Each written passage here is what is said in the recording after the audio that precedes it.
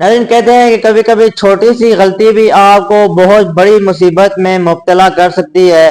कुछ ऐसा ही हुआ है भारतीय सुपरस्टार विराट कोहली के साथ, जिन्होंने 19 साल डेब्यूटेंट सैम कॉन्स्टेंस के साथ जो है स्लेजिंग की थी, जिसके बाद वो लड़ाई सिर्फ उन दोनों के बीच नहीं रही, बल्कि वो लड़ाई जो है पूरी दुनिया ने देखी और उसका असर अब हमें देखने को मिल रहा है। क्योंकि जो ऑस्ट्रेलियन फैन है वो शायद इस बात को बोलने के लिए बिल्कुल भी तैयार नहीं है। सैम कॉन्स्टेंस ने तो जो है प्रेस कॉन्फ्रेंस में आकर जो है इस बात को बुलाने की कोशिश की है और इस पर इतने तवज्जो देने की कोशिश नहीं की है, लेकिन जो ऑस्ट्रेलियन फैंस हैं, ऑस्ट्रेलियन क्राउड है, वो अब विराट कोहली को जो है बिल्कुल भी जो है ना माफ करने के हक में नजर नहीं आ रहे हैं। विराट कोहली जब बैटिंग करने के लिए आए तो ऑस्ट्रेलियन क्राउड की जानब से जो है उनके ऊपर जो है एक बहुत बुरी जो है नारेबाजी की गई।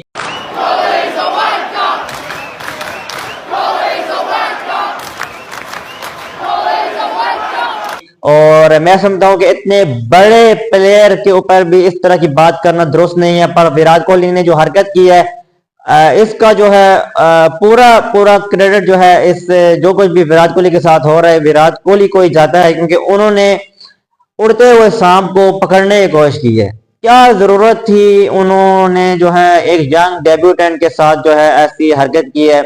और अब इस तरह के जो लोग हैं अभी उनका सामना करना पड़ रहा है विराट कोहली को। ऑस्ट्रेलियन क्राउड जो है वो अब विराट कोहली के लिए चैंटिंग कर रहा है, Virat Kohli is a white dog. इस तरह का अल्फाज मेरे ख्याल से अगर विराट कोहली भी सुनेंगे तो बहुत ज्यादा गुस्सा होंगे।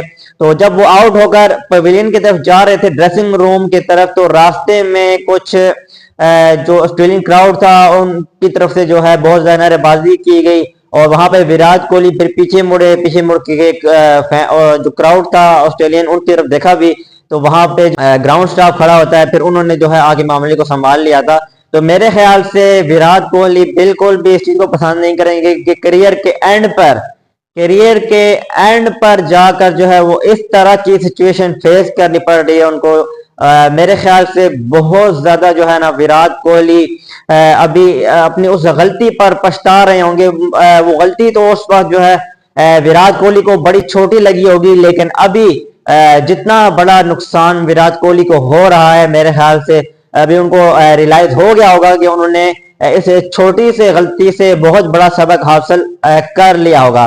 तो मेरे ख्याल से अब सैम कॉन्स्टेंट को चाहिए कि वो क्राउड को जो है थोड़ा साइलेंस करे, क्योंकि जब भी विराट कोहली बैटिंग के लिए आएगा इस सीरीज में, तो अगर इसी तरह ऑस्ट्रेलियन क्राउड जो है वो विराट कोहली के अगेंस्ट नारेबाजी करते रहे, तो मेरे ख्याल से फिर विराट कोहली के पास एक ही चांस है उनको जवाब देने का कि वो बल्ले से 100 करे और उनको जवाब दे। अदरवाइज मैं समझता हूं कि अब इस टेस्ट सीरीज में विराट कोहली के लिए जो है ना चाहे वो फील्डिंग पे अगर बाउंड्री रो पे खड़े होंगे तब भी जो है ऑस्ट्रेलियन क्राउड जो है वो इस तरह की नारेबाजी करेगा। तो मेरे ख्याल से ये थोड़ा बहुत डिसअपॉइंटिंग है।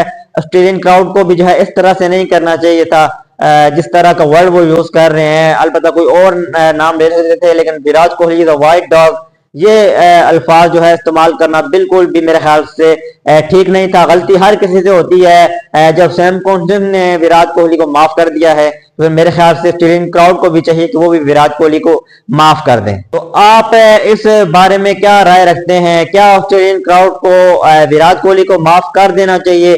अपना फीडबैक जो है कमेंट सेक्शन में दीजिएगा। चाहता हूँ आपसे इजाजत। अल्लाह हाफिज।